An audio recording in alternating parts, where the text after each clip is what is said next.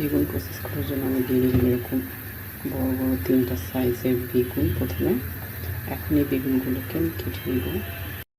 তো একটা বেগুনকে নিয়ে নিলাম। তো প্রথমত আপনি ঠিক যতটুকু সাইজের বেগুন হিসাবে যতটুকু সাইজের, তো অতটুকু করে আপনারা কী করবেন, এটাকে মিডিল বরাবর এভাবে প্রথমে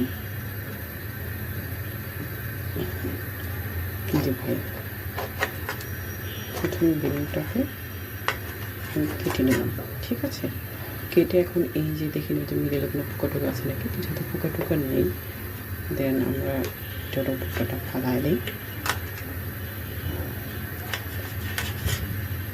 তো এটাকে এরকম করে মিডিল বরাবর কেটে প্রথমে পানি দিয়ে ভিজিয়ে নেব। কাইটে নেওয়ার পরে বেগুনগুলোকে এভাবে পানি দিয়ে ভালোভাবে ধুয়ে নিতে হবে।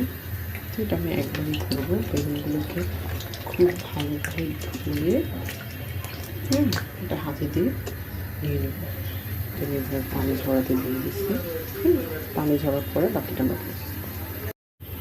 নিয়ে নেব একটা বেগুন। বেগুনগুলোকে ঠিক যতটুকু হয়েছে ঠিক ওই পরিমাণ দিয়ে নিতে হবে। পাতলা ঠিক দিয়ে এইভাবে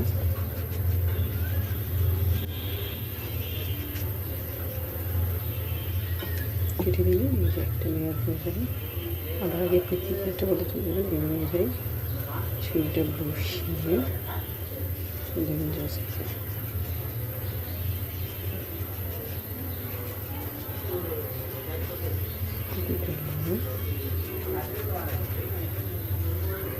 কেটে নিয়ে দেখুন না বেশি মোটা বেশি পাতলা, এভাবে প্রতিটা লেয়ার কেটে এভাবে দিয়ে নিব।